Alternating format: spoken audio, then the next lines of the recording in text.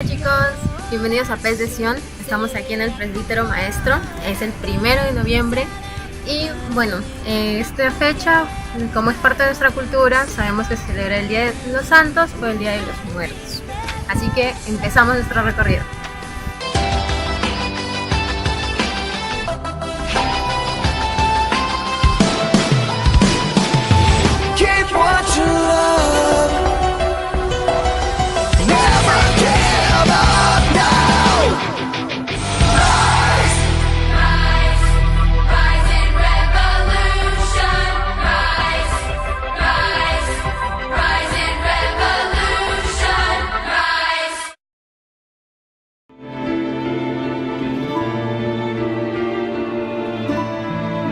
El Cementerio General Presbítero Matías Maestro es un monumento histórico ubicado en los Barrios Altos. Fue inaugurado en 1808 por el virrey José Fernando de Abascal, bajo la dirección del arquitecto, escultor y pintor Vasco Matías Maestro. Ante la oposición de la población, que estaba acostumbrada a enterrar sus muertos en el atrio bajo las iglesias, se convirtió en el primer cementerio de carácter civil en América.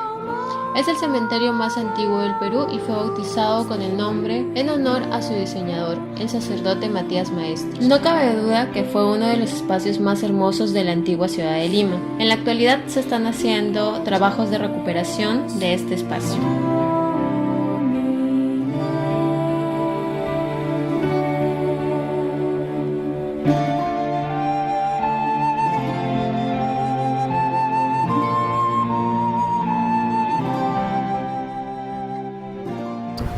Bueno chicos, nos encontramos en un pabellón donde hemos visto que están enterrados solo niños, diferencia de un año, la fecha de nacimiento y fallecimiento. Y a lo largo de todo este pasillo pues son solamente niños.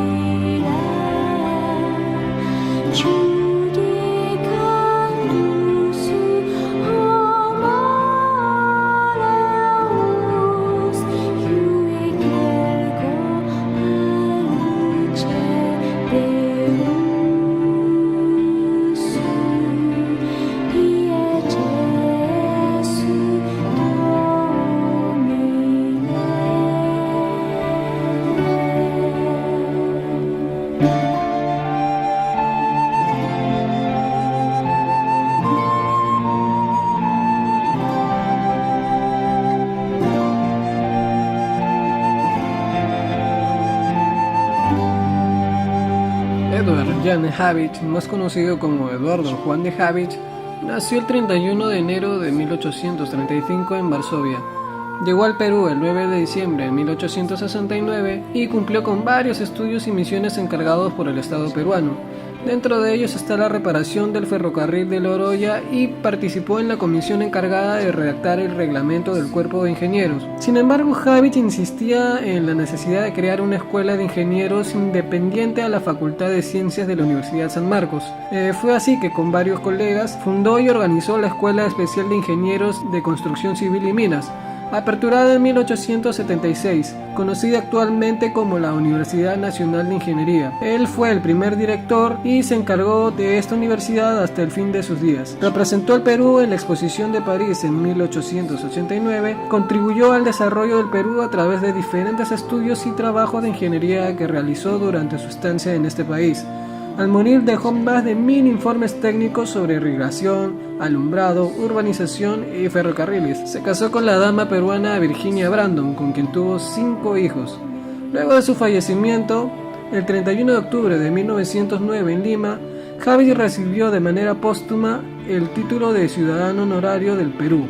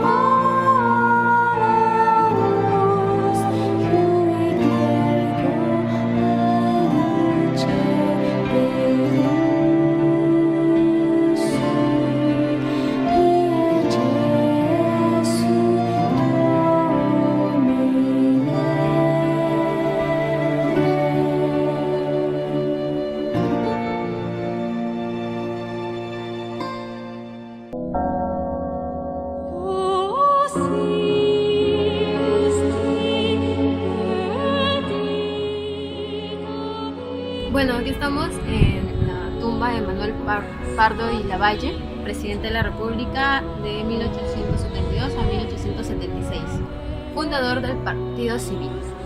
Presidente Manuel Justo Pardo y Lavalle fue hijo del escritor Felipe Pardo y Aliaga y de Petronila de Lavalle y Cabero. Vivió en Chile desde pequeño y regresó al Perú en 1853. Se dedicó a la agricultura y luego fue comerciante y importador de guano. Fue gerente de la Compañía de Consignación del Guano para la Gran Bretaña y director del Banco del Perú. Fue presidente de la Compañía de Seguros de Vida La Paternal y director de la Compañía Suramericana de Seguros Marítimos e Incendios. Durante la dictadura de Prado en 1866 formó parte del llamado Gabinete de los Talentos, donde impulsó una agresiva reforma del sistema tributario a favor de incrementar los ingresos públicos. Fue presidente de la Beneficencia Pública de Lima en 1867 y desde allí combatió los efectos de la epidemia de fiebre amarilla que costó la vida de un 25% en la población de Lima y Callao.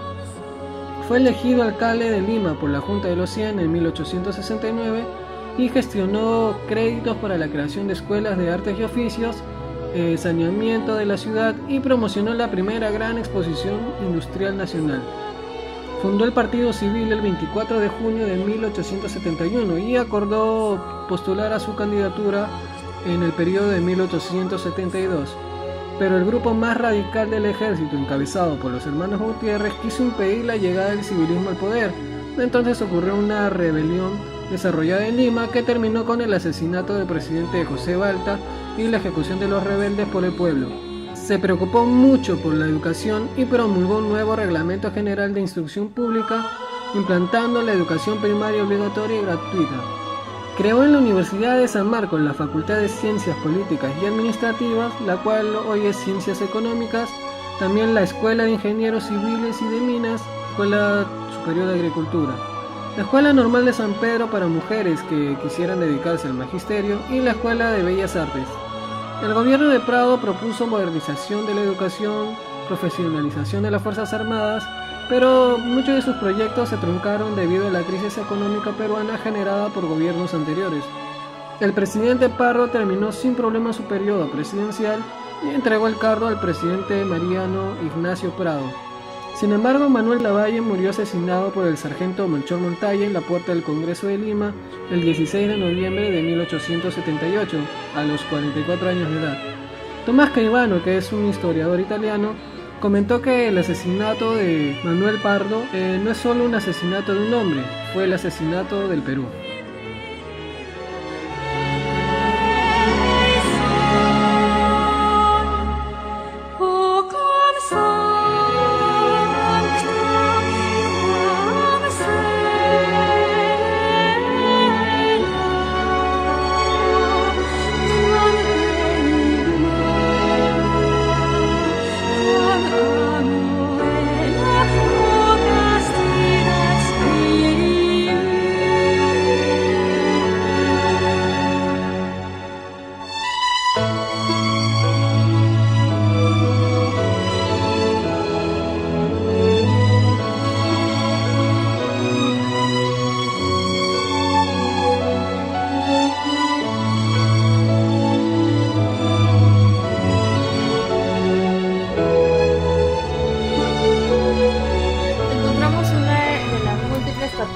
que tenemos aquí en el presbítero. Esta tiene una cruz en la parte superior y tiene, a diferencia de las demás, dos colores en la parte de los ladrillos, con franja.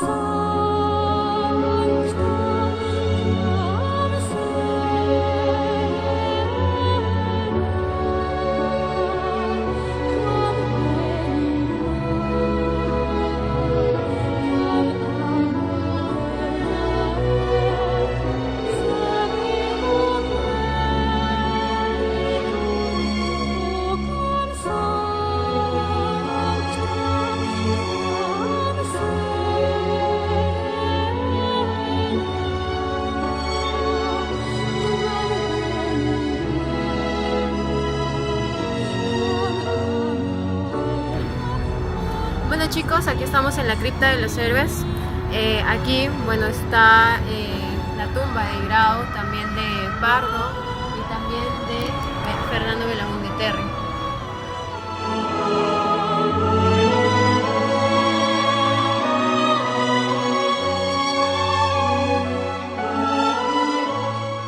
La cripta de los héroes, cuyo nombre completo es el Mausoleo Panteón de los Héroes, erigido en honor de los héroes de la Guerra del Pacífico. Fue encargada por el presidente José Pardo en el año 1906, el 3 de diciembre, y dispuso la suma de 8.000 libras, que es el presupuesto general de la República, para poder hacer en el cementerio general una capilla fúnebre y depositar en ella los restos de los defensores de la patria de la guerra en 1879. En la parte central se encuentra el sarcófago del mariscal Andrés Avelino Cáceres, y a los lados los diferentes héroes de guerras. Entre estos héroes se encuentra Juan Buendía y Noriega, que fue un general comandante y jefe en el Ejército Sur, Manuel Melitón Carvajal, que fue un marino peruano, el Brujo de los Andes, que es Andrés Avelino Cáceres, Alfonso Ugarte, gran Francisco Bolognesi, Miguel Grau también, que fue considerado el peruano del milenio, y otros héroes que sin pensarlo dos veces dieron su vida por nuestro país.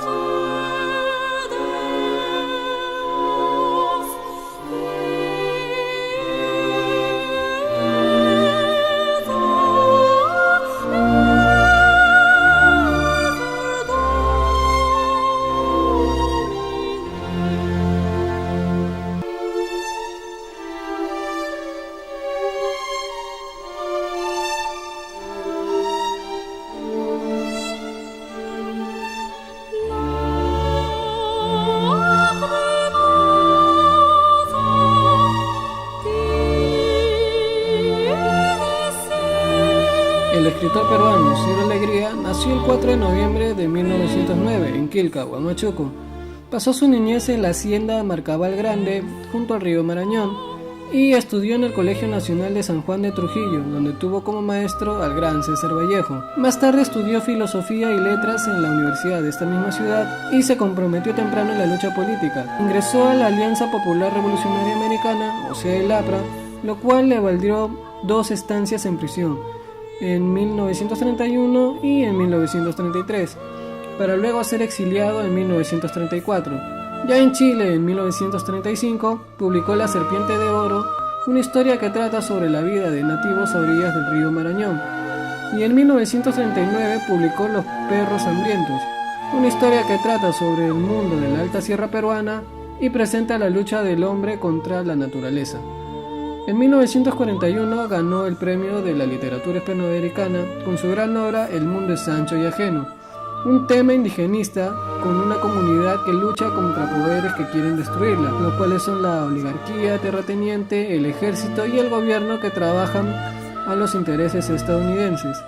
La obra de Ciro Alegría representa, junto a la de José María Arguedas, la expresión artísticamente más dura de la narrativa regionalista e indigenista nacional en el siglo XX. Ciro Alegría falleció en Chaclacayo el 13 de febrero de 1967 a causa de un infarto cardíaco. Tras su muerte, su esposa Dora Barona se dedicó a reimprimir todas sus obras famosas y también editó todo cuanto había quedado inédito.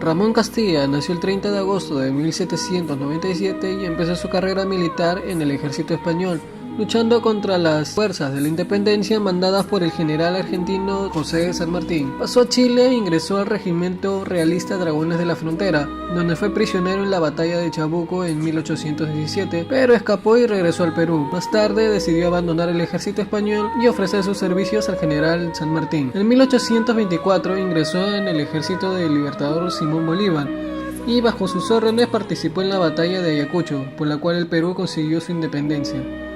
En 1825, Castilla fue nombrado gobernador de la provincia de Tarapacá, cargo que le impulsó a una política talante, conservadora, opuesta a los criterios del mismo Bolívar y en consonancia con los reclamos de la élite criolla. Durante la segunda presidencia del general Agustín Gamarra, se le encomendó la cartera de Tesoro, ministerio en el cual Ramón Castilla organizó las primeras exportaciones de guano, producto altamente cotizado como fertilizante en los mercados internacionales. Las exportaciones se incrementaron notablemente a partir de 1845 y fue elegido presidente de la República. Y durante su primer gobierno La situación política se caracterizó por la estabilidad y el restablecimiento de la vida parlamentaria. La exportación de guano potenció el surgimiento de una nueva clase burguesa y proveyó de recursos al Estado, aunque también acabó hipotecando la economía al Reino Unido. Al mismo tiempo introdujo importantes reformas económicas y financieras, y bajo su mandato el país experimentó también avances en el campo de la educación, la defensa nacional y la justicia, y en 1851 traspasó la presidencia al general José Rufino Echenique, a quien el propio Castilla había elegido como su sucesor, pero se manifestaron diferencias entre ambos y acabaron enfrentándose militarmente en 1854. Castilla se había aliado con los liberales, los cuales lo obligaron a suprimir la esclavitud y el tributo indígena, y acabó recuperando el poder en el año 1855. Ya en su segunda etapa como presidente, Castilla abolió el tributo a los indígenas y a la esclavitud. La agricultura de la costa inició un periodo de auge, especialmente en cuanto al azúcar y el algodón, llegando al país una importante inmigración asiática. Al culminar su gobierno en 1862, convocó a elecciones y apoyó al mariscal Miguel de San Román, quien también salió elegido como presidente. En 1864, Castilla condenó las políticas internacionales de Peset, siendo encarcelado y exiliado en el Peñón de Gibraltar. Durante su ausencia se produjo la histórica batalla de 2 de mayo, la cual marcó la verdadera independencia del Perú frente a España, ya que los españoles emprendieron una campaña de reconquista de las Américas. Ramón Castilla regresó al Perú y nuevamente fue deportado, esta vez a Chile, bajo las órdenes del entonces presidente Mariano Ignacio Prado. En un último esfuerzo por recuperar el poder para un quinto gobierno, Castilla, de 70 años, y un grupo de seguidores desembarcaron en Pisagua y procedieron hacia el desierto de Tibiliche, en Tarapacá. Le resultó fatal, ya que Castilla murió en su intento final por atravesar el sur del Perú el 30 de mayo de 1867.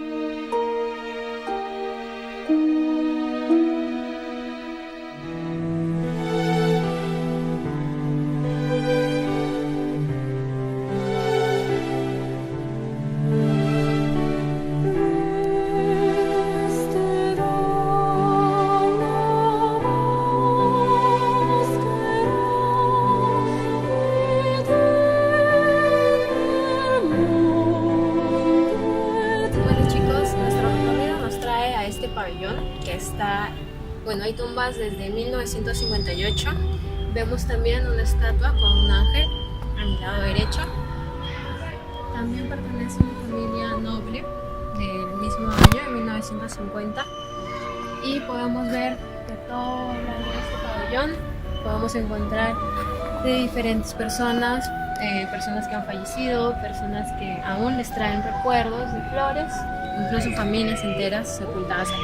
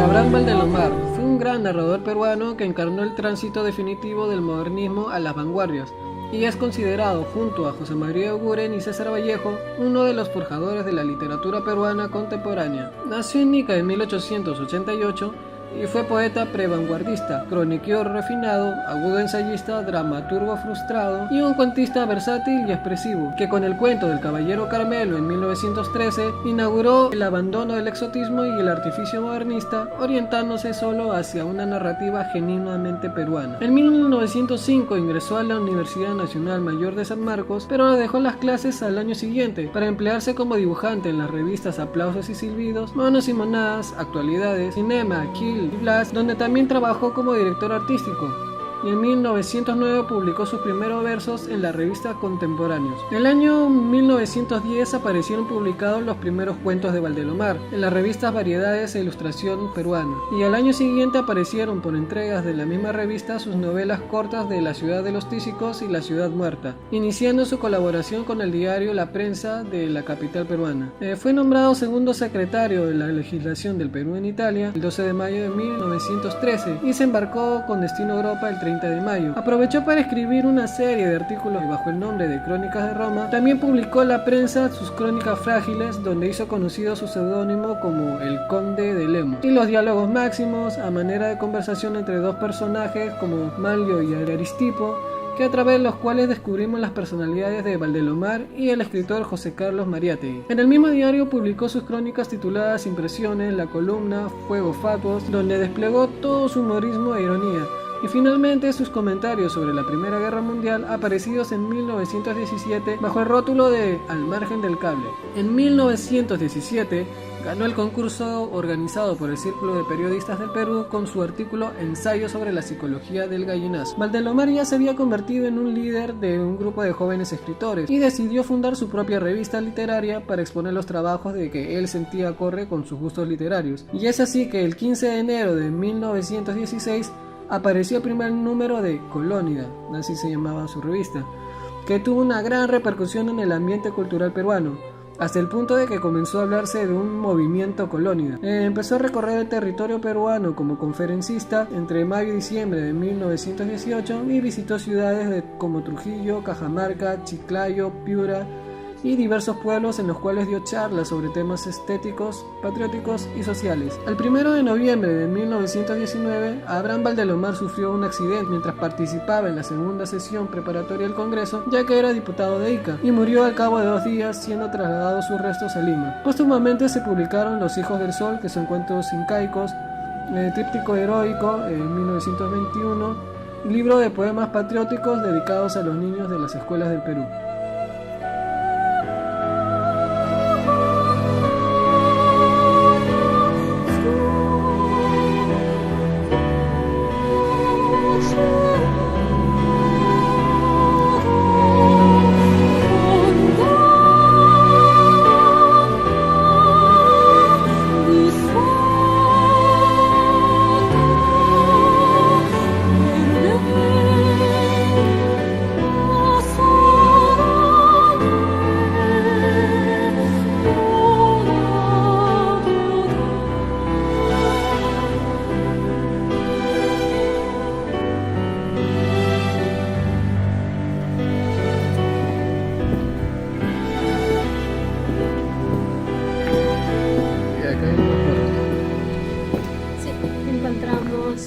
Desde el año 1926, tumbas ya abandonadas, empolvadas.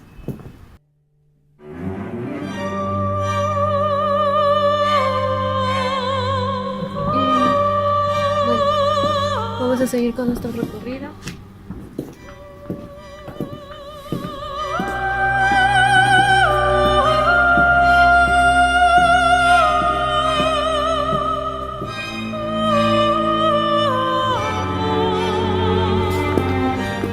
Nos estamos quedando solos.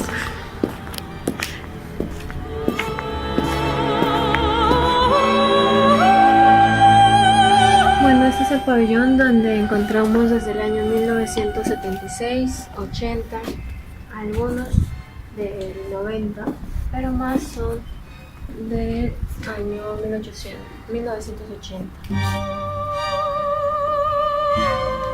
Muchos de ellos han sido más visitados. Este es el pabellón donde hay más visitas, más flores, donde se podría decir que son más recordados.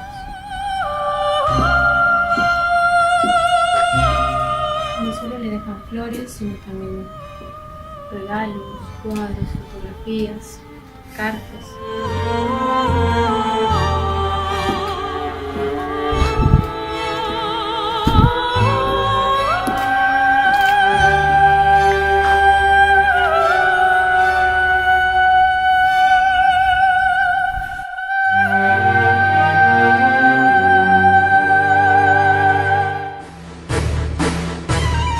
Bueno chicos, nos hemos perdido. Hemos encontrado un grupo de gente que también se ha perdido y estamos caminando con ellos para encontrar una salida porque ya nos perdimos. Igual, espero que este recorrido les esté gustando. Nosotros nos gustamos mucho, pero seguimos en esto.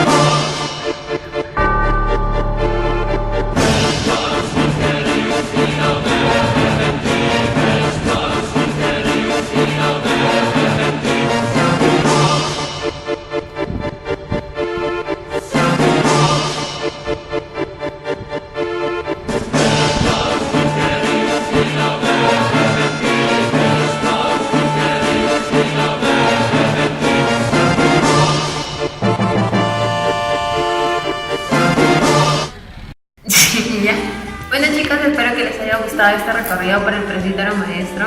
A mí me gustó, me asusté un poco porque nos perdimos, pero bueno, no pudimos visitar algunos pabellones, ni tampoco mencionar algunos personajes históricos. Pronto volveremos a ir todos juntos, ya les pasaremos la fecha para poder reunirnos. Y no se olviden de compartir, darle like y suscribirse. Hasta luego. ¿Cómo era? ¿Sí, no? Ah, me acuerdo.